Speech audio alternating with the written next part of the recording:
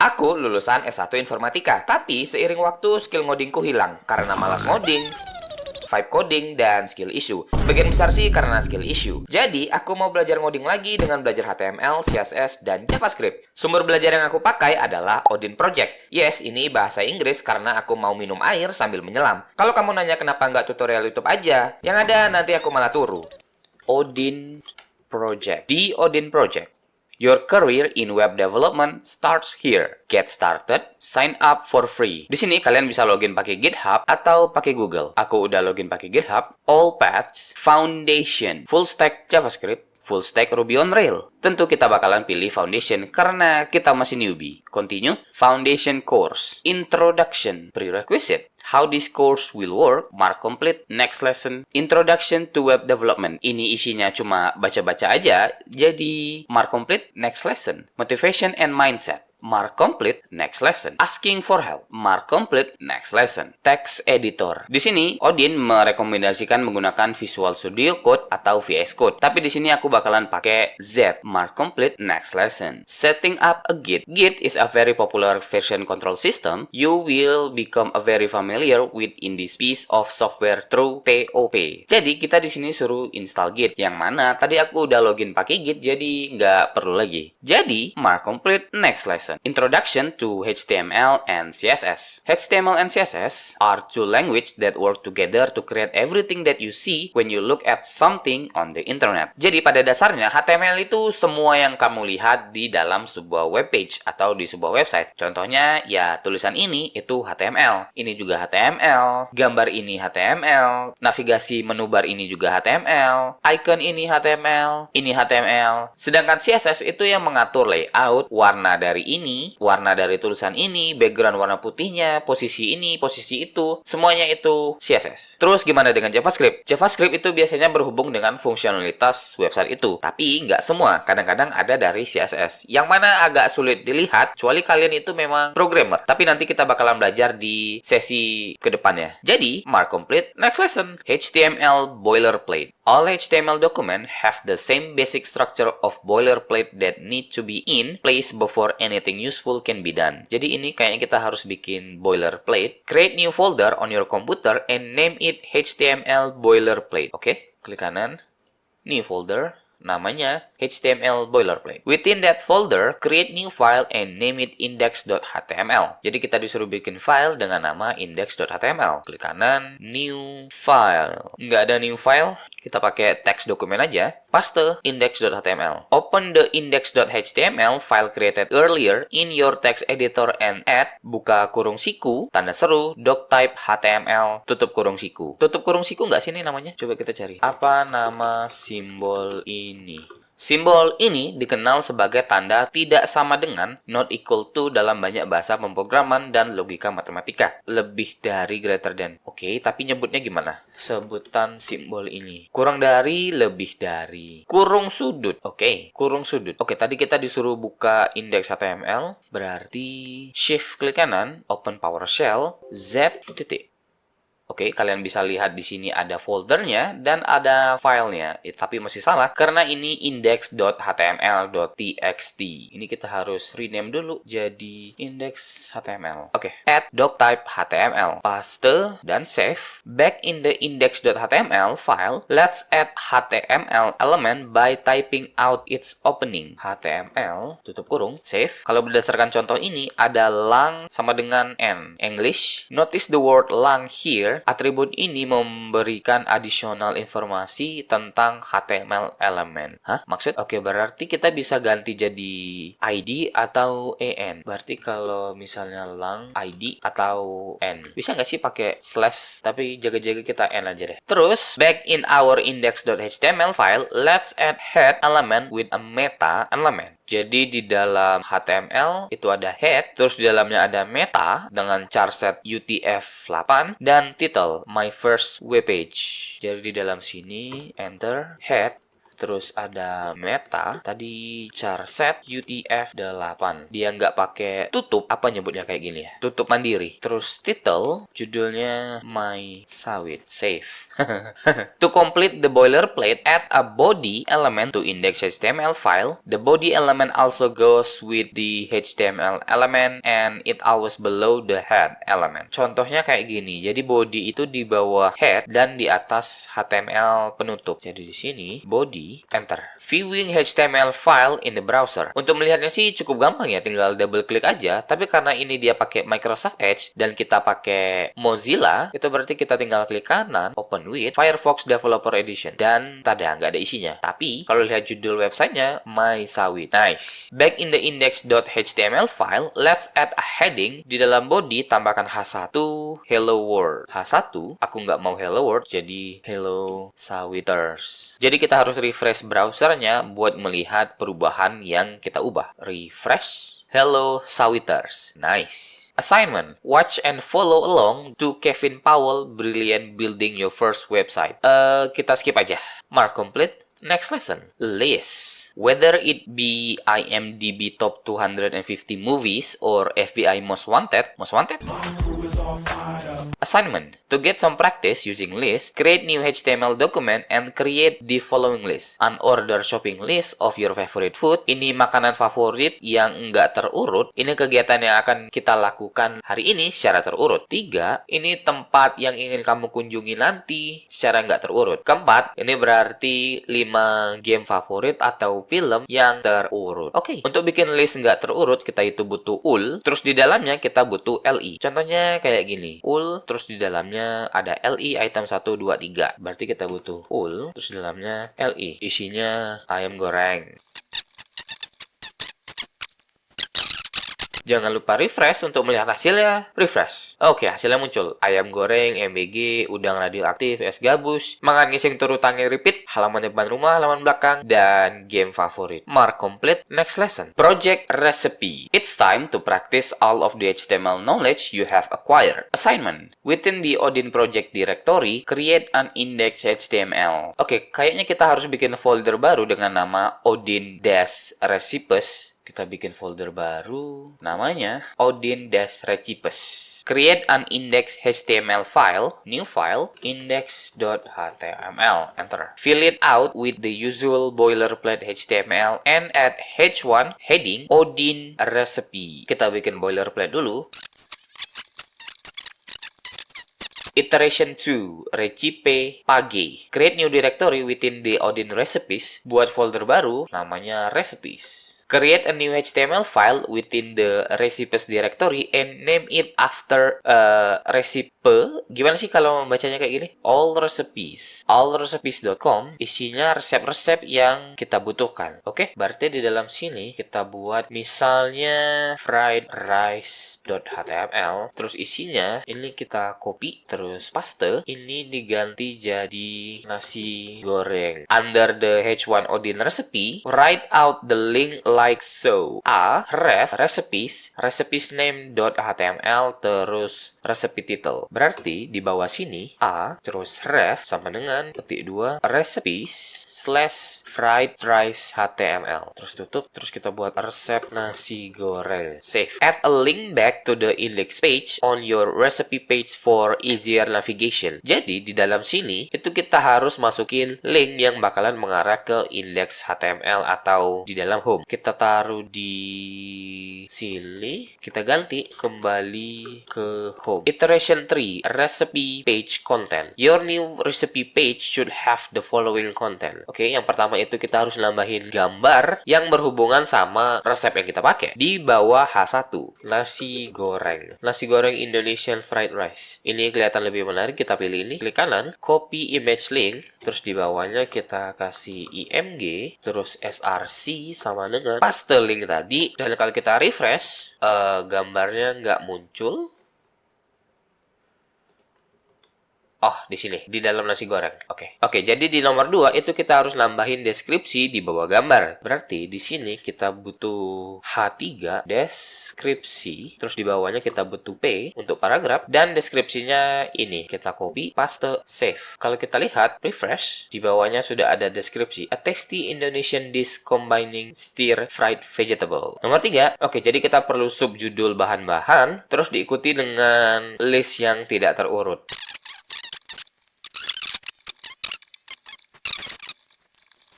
Aku udah buat list bahan-bahannya, bahan-bahan nasi goreng. Dan ini kok banyak banget ya bahan-bahannya. Zucchini apa pula? Apa selama ini nasi goreng yang aku buat sendiri itu nasi goreng gembel? Finally, under the ingredient list, add steps atau langkah-langkah, diikuti dengan langkah-langkah yang terurut. Iteration 4, add more recipe. Add 2 more recipe with identical page structure to recipe page. Berarti aku perlu menambahin 2 resep lagi, yaitu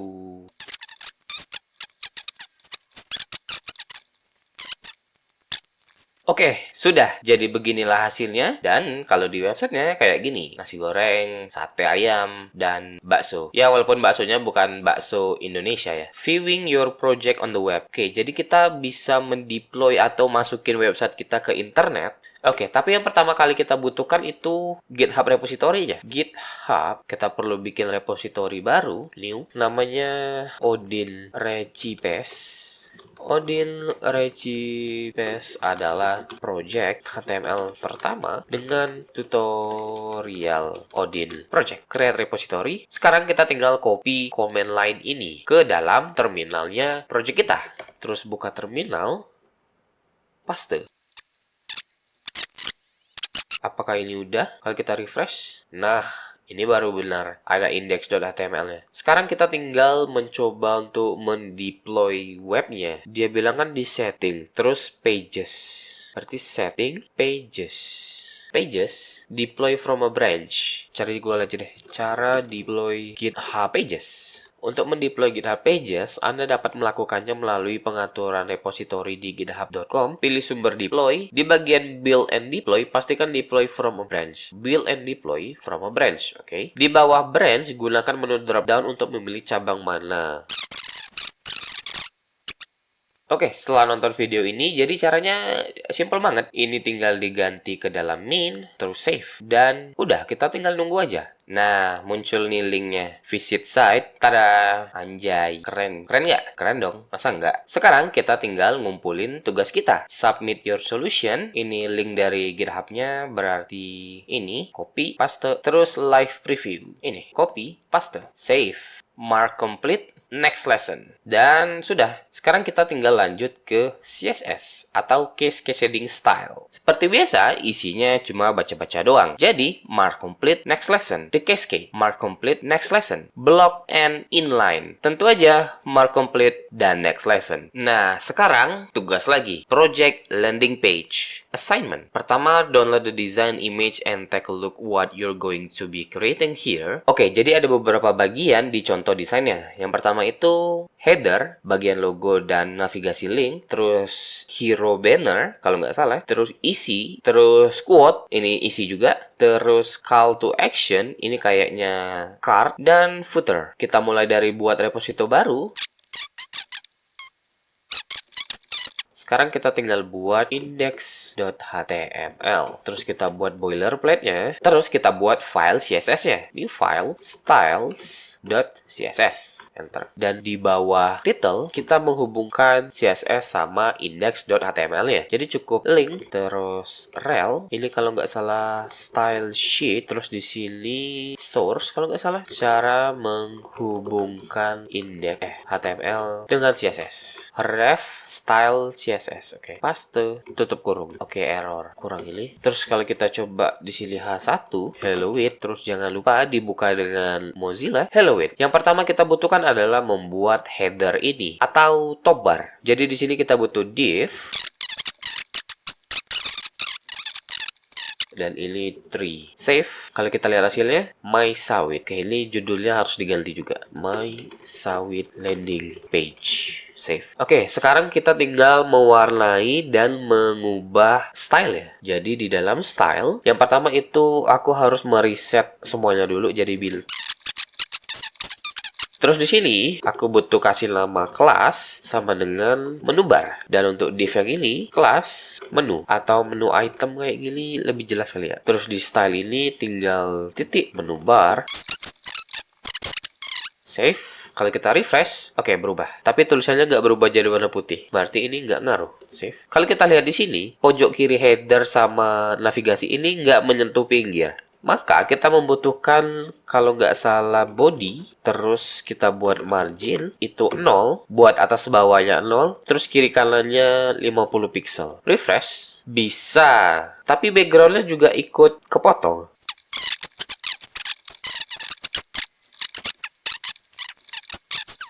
Mari kita coba tanya sama chat GPT.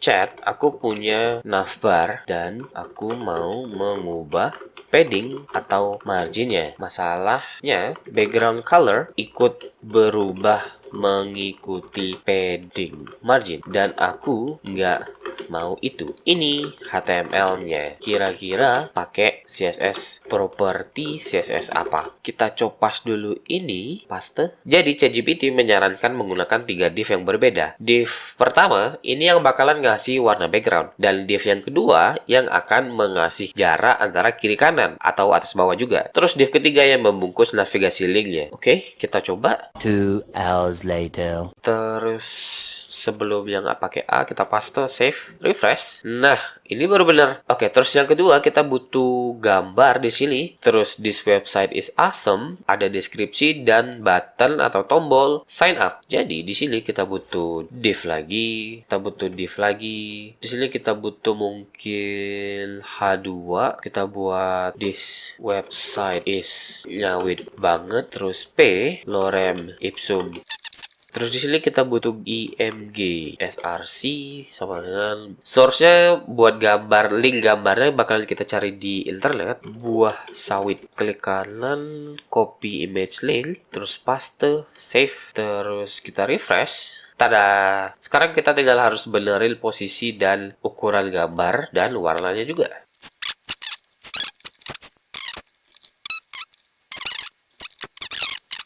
Oke, sekarang di bagian isi, some random information dengan card, gambar, dan deskripsi. Oke, berarti kita butuh div. 3 hours later. Sawit, refresh. Oke, cool. Sekarang tinggal bagian quotes ini yang kelihatannya sih cukup gampang ya. Oke, di sini kita tentunya butuh div lagi. Terus kita butuh P, paragraph quotes. Terus IM, nama quoter. Kita cari dulu quotesnya. Jika 4 langkah tadi bisa kita penuhi. Oke, sekarang quotes udah. Terus kita harus bikin ini, call to action. Maka kita membutuhkan div lagi.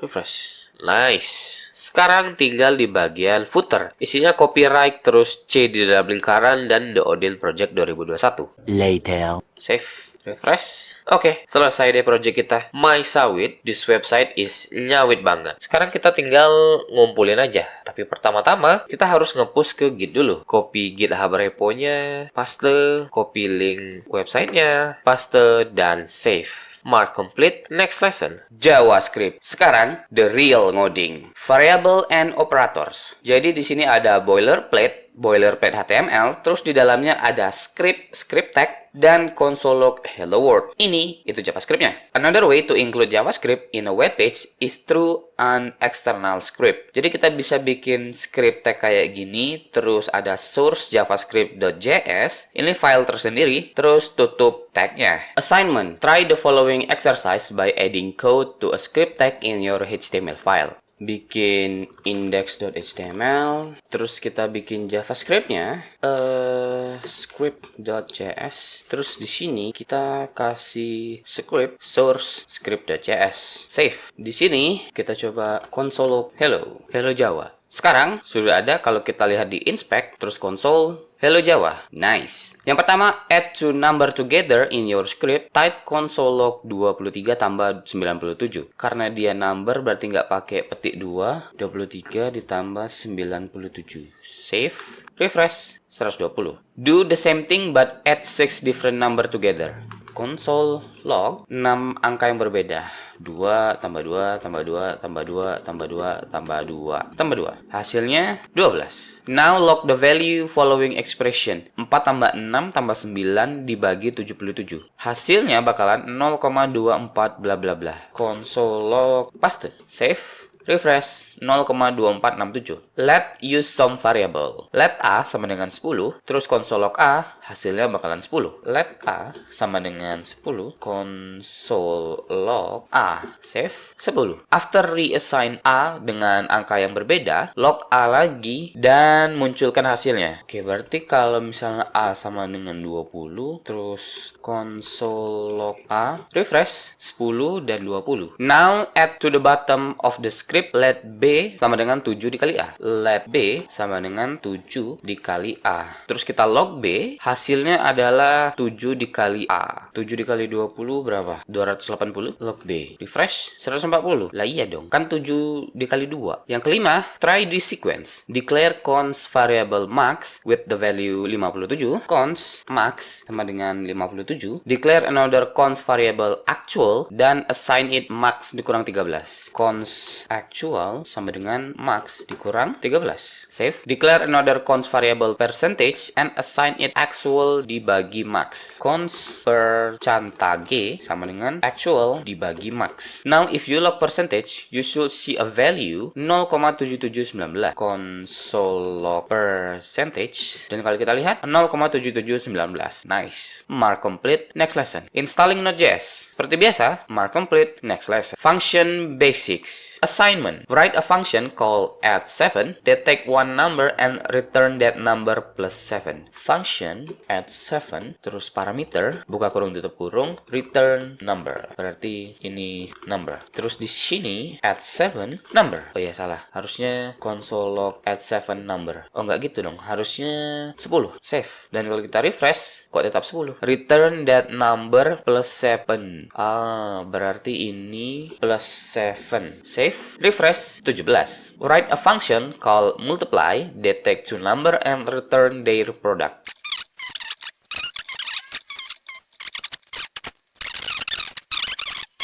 Mark complete. Next lesson. Project. Add a sketch. Oke, jadi kita bikin project lagi. Jadi kita bakalan bikin kayak sketchpad. Assignment. Follow our instruction on setting up your GitHub project repository. Oke, jadi kita harus bikin div dengan 16 kali 16 grid. To create div element using JavaScript, you primarily use the document create element. Const new div sama dengan document create element div. Get element by ID.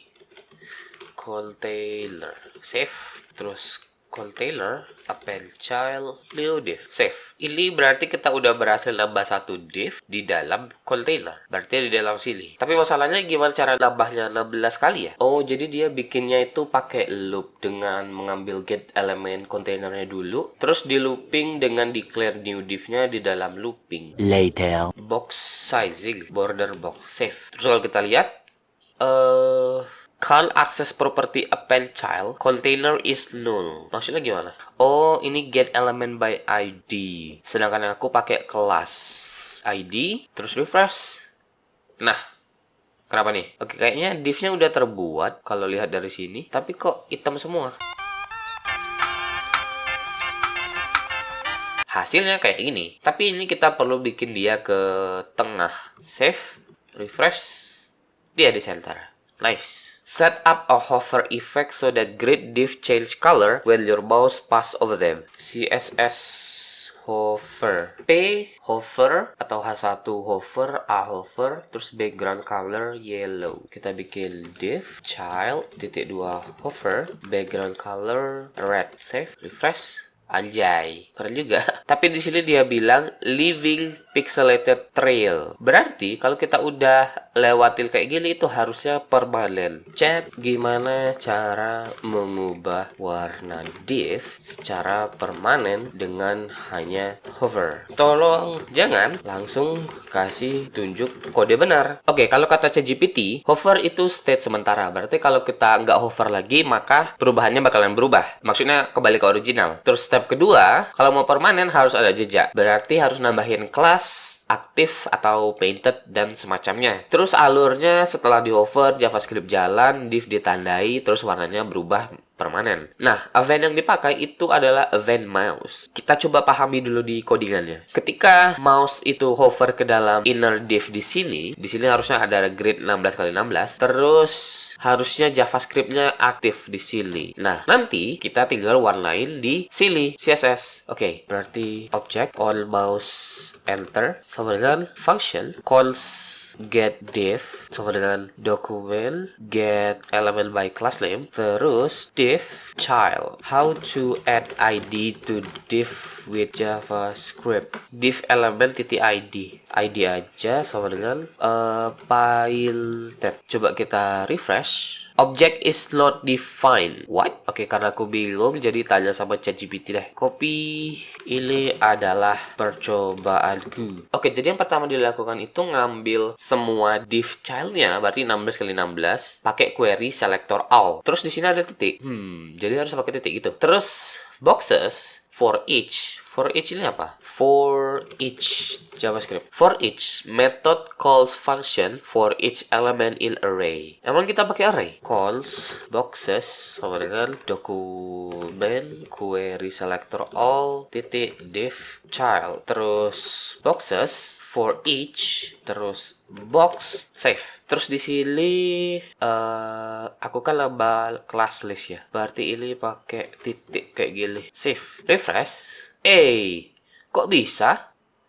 Kok bisa begitu? Oke, jadi kita lanjut. Add a button on top of the screen that will send the user pop-up asking for the number of square per side for new grid. Oke, jadi maksudnya ini kita bisa bikin grid baru dengan prompting ini. Bisa masukin 64 grid, 64 kali 64, atau 100 kali 100 gitu. Oke, mungkin caranya itu kayak gini. Ini kita bakalan ganti sama ukuran yang bakalan diterima oleh prompt. Jadi, const user input sama dengan prompt kayak gini, terus mau ukuran berapa. Nah, user input ini kita ganti ke sini. Anjay, bisa gak kira-kira ya? Refresh, mau ukuran berapa? 100. Berapa ini? 1, 2, 3, 4, 5, 6, 7, 8, 9, 10, 11, 12, 13, 14, 15, 16. Oke, berarti 100 lagi ke bawah dong. Refresh lagi coba. 8. Oke. 1, 2, 3, 4. Kenapa dia nggak mau user input dikali user input ya? Seharusnya kan kalau misalnya aku masukin 8, itu 8 kali 8. Nggak tahu aku gimana caranya. Bener-bener nggak tahu. Kalau nggak tahu, let us chat. Kenapa ukurannya tidak mau berganti berdasarkan user inputnya? Dan jangan lupa, jangan kasih tahu kodenya langsung. Oke, jadi berdasarkan kata ChatGPT, itu kita perlu container, style, set property, dash size, user input. Nah, di dalam CSS-nya, di dalam div child with calc 100% dibagi var size. Sebelumnya, ini tuh dibagi 16 kayak gini. Jadi kalau misalnya aku set grid-nya jadi 32, ini bakalan jadi error karena dia bukan 16. Dan kita bakalan ganti jadi variabel yang bisa berubah-berubah tergantung user input. Jadi di sini container style set property dash size buka kurung div bukan buka kurung koma user input. Oh, size-nya pakai petik size. Terus di sini ganti var buka kurung dash size. Save. Ini juga var buka kurung dash size. Save. Kalau kita coba jalanin, mau ukuran berapa? 16. Jadi 16. Kalau refresh lagi, ukuran 32. Oke. Jadi 32. Kalau kita refresh lagi, 64. Jadi 64. Anjay, keren juga ya. Oke, sekarang push your project to GitHub. Submit your solution. Paste, copy, save. Paste maksudnya save. Mark complete. Next lesson. Project calculator. You made it. By now, you should have really firm grasp on the fundamental of JavaScript. Ya, dengan bantuan AI tentunya. Jadi, di sini kita bakalan bikin project kalkulator. Oke, buat project kalkulator ini, aku bakalan percepat aja. Let's go!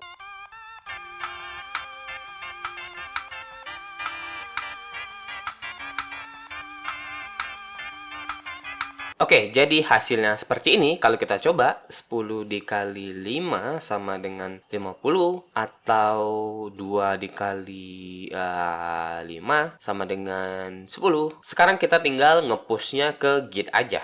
Pertama kita git add spasi titik git commit m update kode kalkulator. Enter. Git push. Selesai. Terus refresh. Oke. Ini kita copy, terus setting pages, ganti ke main, terus save, dan kita tunggu. Kita refresh. Oke, ini linknya. Submit your solution, paste. Ini kita copy, paste, save. Mark complete. Next lesson. Choose your path forward. Introduction. That was quite a journey. Yes, it is. Mark complete. Choose path. Ore, selesai. Dengan begini, aku sekarang S1 bisa ngoding. Ya, walaupun dibantu dengan AI.